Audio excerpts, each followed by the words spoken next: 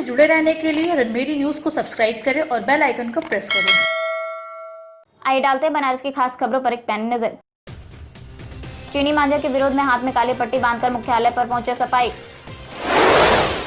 योगी सरकार पर आम आदमी पार्टी का हल्ला बोल। समाजवादी पार्टी महिला सभा की महानगर कमेटी घोषित।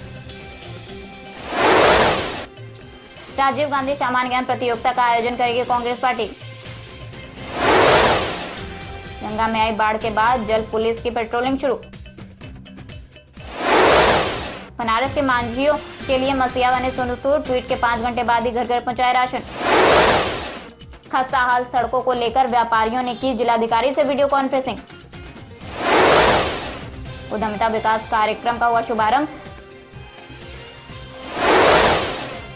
पितृपक्ष पर गंगा साफ करके दी गई पूर्वजों को श्रद्धांजलि। पितृ विसर्जन पर भी दिखा कोरोना का असर। अब देखिए खबरें विस्तार से।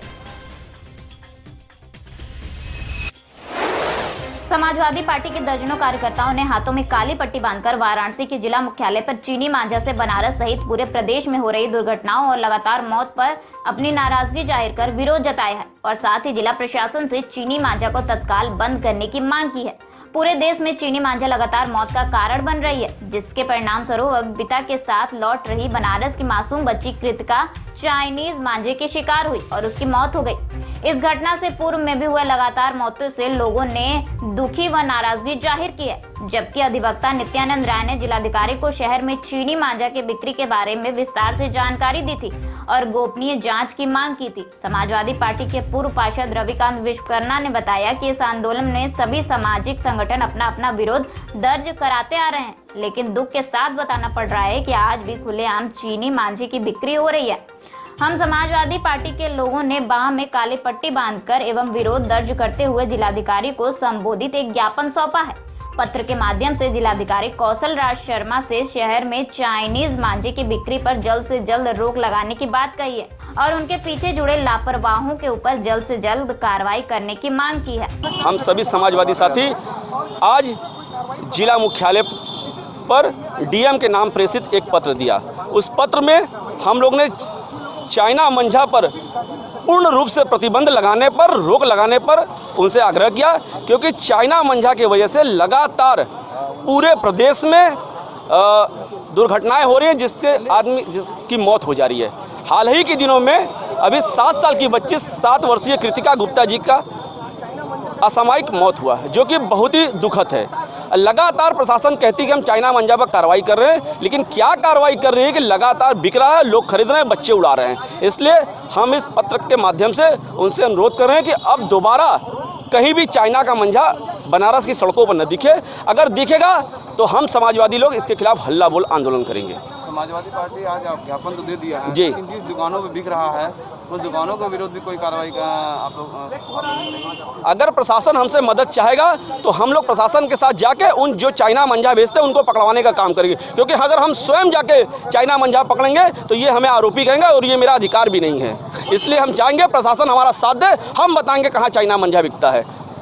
जब भी कोई घटना होती है तभी जो है प्रशासन चाइना मांझा पे चाइना मांझा की घटना बनारस में ये पहली बार नहीं हुई, लगातार कई वर्षों से हो रही है। लगातार सुप्रीम कोर्ट के दबाव के बावजूद, हाई कोर्ट के दबाव के बावजूद प्रशासन पता नहीं क्या हिला हवाली कर रहा है कि चाइना का मांझा धड़ल्ले से बिक रहा है। वही नगर निगम प्लास्टिक के नाम पर लोगों का शोषण करता है और प्लास्टिक के नाम पर ये करता है। वहीं जिला प्रशासन, उनको ये पता रहता किसने मास्क लगाया नहीं लगाया, उनको पता रहता किसने हेलमेट लगाया नहीं, दौड़ा दौड़ा के पकड़ते।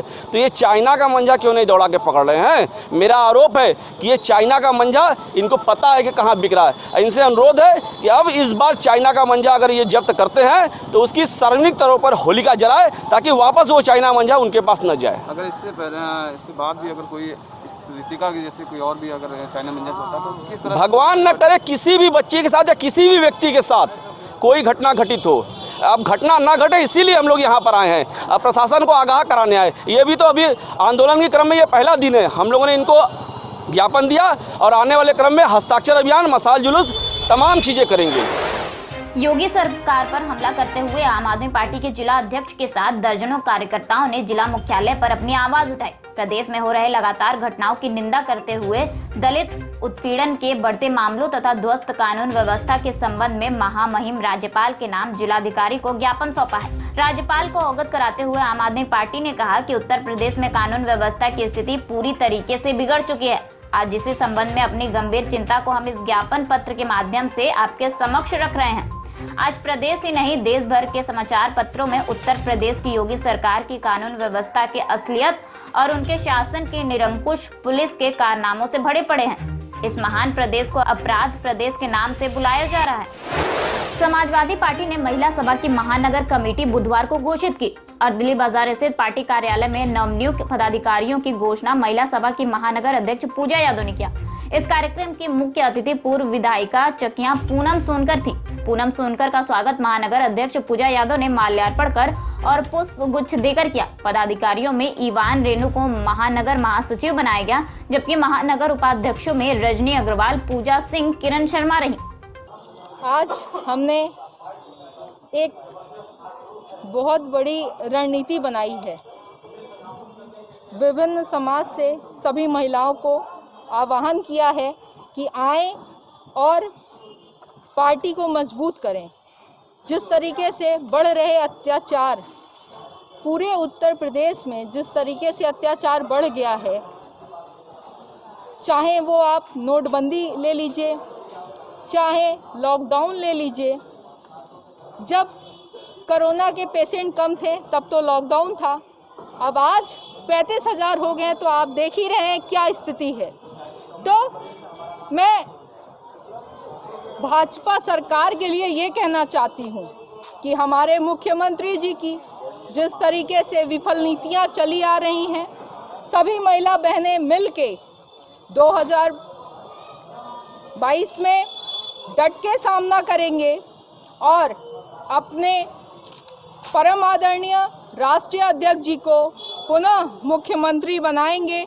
तभी उत्तर प्रदेश का उद्धार हो सकता है, महिलाओं का उद्धार हो सकता है। कांग्रेस पार्टी की ओर से भारत रत्न व पूर्व प्रधानमंत्री राजीव गांधी की स्मृति में 13 से 14 सितंबर को द्वितीय सामान्य ज्ञान प्रतियोगिता आयोजित है। भारत की सशक्तिकरण की यात्रा से जुड़े 60 सवालों का जवाब दीजिए और हर जिले में लैपटॉप, मोबाइल फोन, टैब व सैकड़ों सांत्वना पुरस्कार पाइए। द्वितीय राजीव गांधी सामान्य ज्ञान प्रतियोगिता लाई है 16 से 22 वर्ष की युवाओं के लिए सुनहरा अवसर। 13 से 14 सितंबर को ऑनलाइन परीक्षाएं होंगी। पिछले साल लगभग 5 लाख युवाओं ने भाग लिया था। इस वर्ष भी अब तक 2 लाख युवा पंजीकरण करा चुके हैं। इन तमाम बातों को आज कांग्रेस जिला अध्यक्ष राजेश्वर सिंह पटेल ने पत्रकारों के साथ पत्रकार वार्ता में बताया। आपको बता दें कि पत्रकार वार्ता में मुख्य रूप से जिला अध्यक्ष राजेश्वर पटेल, महानगर अध्यक्ष राघवेंद्र चौबे, मयंक चौबे, तौसीफ कुरैशी, अफसर खान, रंजीत कुमार तिवारी, रमेश कुमार, मनोज द्विवेदी, रोहित दुबे, अनुभव राय, विनीत चौबे, किशन यादव, बबलू बिंद, मोहम्मद आदिल, राज क्रांतिकारी, अश्विनी यादव, आजाद इत्यादि मौजूद थे। पहाड़ों पर हो रही बारिश के चलते गंगा के जलस्तर में बढ़ाव भी लगातार जारी है। इसी की वजह से जल पुलिस ने भी कमर कस ली है। वाराणसी में गंगा का जलस्तर खतरे के निशान से 3 मीटर से भी कम रह गया है, तो चेतावनी से 2 मीटर से भी कम। ऐसे में जल पुलिस की ओर से गंगा में पेट्रोलिंग बढ़ा दी गई है। जल पुलिस की ओर से दिन में 3 बार गंगा की बाढ़ में गश्त लगाया जा रहा है। गंगा के 84 घाटों के तहत राजघाट से लेकर 80 घाट तक पेट्रोलिंग कर रही है। पेट्रोलिंग के दौरान न केवल गंगा में नौका संचालन के लिए लगे प्रतिबंध के तहत भी नाविकों को जागरूक किया जा रहा है, बल्कि गंगा घाट किनारे रहने वालों से लेकर घूमने आए लोगों को भी चेताया जा रहा है। गौरतलब है कि गंगा में नौका संचालन 15 सितंबर तक के लिए बंद कर दिया गया है। जल पुलिस उप निरीक्षक की माने तो गंगा में बढ़ाव के साथ ही काफी वेग है, इसलिए उनकी ओर से गंगा में पेट्रोलिंग बढ़ा दी गई है और सभी 84 घाटों पर नजर रखी जा रही है। पिछले कुछ दिनों से बॉलीवुड अभिनेता सोनू सूद अपनी फिल्मों या अपने अभिनय को लेकर चर्चा में नहीं है, बल्कि वो सुर्खियां बटोर रहे हैं अपनी दरियादिली के लिए। लॉकडाउन में उन्होंने हजारों प्रवासी मजदूरों को उनके घर तक पहुंचाने का बीड़ा उठाया था। सोशल मीडिया के जरिए उन्होंने काफी लोगों की मदद की और अब एक बार फिर से बनारस के निर्धन नाविकों के खेवनहार बनकर सोनू सूद उनके घर घर राशन किट भिजवा रहे हैं। दरअसल मंगलवार को ट्विटर पर काशी के दिव्यांशु ने मांझियों के सामने गहराया रोजी रोटी का संकट को सोनू सूद को ट्वीट कर मदद की गुहार लगाई। तो सोनू सूद ने केवल 40 मिनट बाद ही मदद का भरोसा दिलाया। वहीं ट्वीट के 5 घंटे बाद ही अभिनेता सोनू सूद ने वेंडर पेमेंट के जरिए करीब 100 मांझियों के घर राशन किट भिजवाया। बाकी के 250 मांझियों के घर भी जल्दी ही राशन किट भिजवाने की व्यवस्था की जा रही है। सोनू सूद की एक बार फिर से दरियादिली देख लोग उनकी तारीफ करते नहीं थक रहे हैं। जिलाधिकारी वाराणसी के उद्योग बंधु की मीटिंग में वाराणसी व्यापार मंडल IT सेल अध्यक्ष संतोष सिंह ने सिंधौरा रोड की दुर्दशा का मुद्दा उठाया। इसी क्रम में भोजूबीर सब्जी मंडी की सड़क के बारे में भी चर्चा की गई। व्यापार मंडल अध्यक्ष ने जनवरी माह में दिए गए अपने ज्ञापन का भी मुद्दा उठाया, जिस पर जिलाधिकारी ने उन्हें भरोसा दिलाया कि सभी विभागों की एक समन्वय कमेटी बनाकर इस रोड की कमियों को तुरंत प्रभाव से दूर किया जाएगा। आपको बता दें कि इस कमेटी में संतोष सिंह को भी रखा गया ताकि क्षेत्रीय स्तर पर जो कमियां सड़क पर पाई गई हैं उनको दूर किया जा सके। मलदैया से चंद्रप्रभा फाउंडेशन में उद्यमिता संस्था कानपुर उत्तर प्रदेश द्वारा अनुमोदित कार्यक्रम का शुभारंभ मुख्य अतिथि ने फीता काटकर किया। कार्यक्रम की संचालिका एवं चेतन प्रभाव फाउंडेशन की दीपमाला राय ने बताया कि कोरोना महामारी में फाउंडेशन का पहला कार्यक्रम है। इस महामारी के चलते सभी प्रकार के सुरक्षा इंतजाम का ध्यान रखते हुए कार्यक्रम किया जा रहा है। क्योंकि इस कार्यक्रम को ऑनलाइन चलाना मुमकिन नहीं था, इसलिए इसमें प्रतिभागियों को भी आमंत्रित किया गया है। उन्होंने बताया कि कार्यक्रम का उद्देश्य आज की युवा पीढ़ी को बेसिक कम्युनिटी में पारंगत करना है, जिससे कि भविष्य में मजबूती से आगे बढ़ सके। कार्यक्रम का शुभारंभ GIC वीरेंद्र सिंह ने किया। आए हुए अतिथियों का स्वागत अजय कन्नौजिया ने किया। इस अवसर पर सांगी राय, देवेंद्र चौधरी सहित संस्था के लोग उपस्थित थे। आज हमारे यहाँ जो प्रशिक्षण स्टार्ट हो रहा है वो 10 डेज का कंप्यूटर एजुकेशन बेसिक फंडामेंटल का कोर्स स्टार्ट हो रहा है, sponsored by IDUP Varanasi Lucknow. इसमें आप ये समझ लीजिए कि जो बेसिक फंडामेंटल ज़रूरत है आज की डेट में, नीड है बच्चों की कि कंप्यूटर सबको आए। खासतौर से हमने फोकस किया है ऑफिशियल वर्क पे कि जहाँ पे बच्चों को रोजगार परक, जहाँ पे कंप्यूटर लिटरेसी की वजह से वो छट जाते हैं या उनको नहीं आता है, वो काम हम उस पर फोकस कर रहे हैं ताकि वो सीख सकें और अपने आप को रोजगार लायक बना सकें।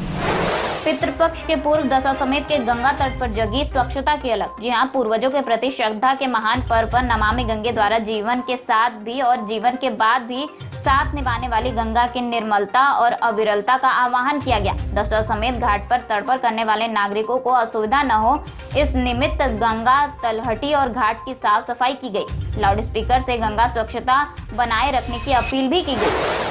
कोरोना महामारी का असर इस बार पितृ विसर्जन पर भी पड़ता दिखाई पड़ रहा है। हालांकि पुरोहितों ने भी पूरे सोशल डिस्टेंसिंग के साथ पितृ विसर्जन को करने का निर्णय लिया है, मगर कोरोना महामारी का असर घाटों पर साफ दिखाई पड़ रहा है। एक ओर जहां पुरोहित पूरी तैयारी से घाटों पर बैठे दिखाई दे रहे हैं, तो वहीं दूसरी ओर जजमान घाटों से नदारद है। काशी के हर घाटों पर पूरी तरह सन्नाटा पसरा हुआ दिखाई पड़ रहा है।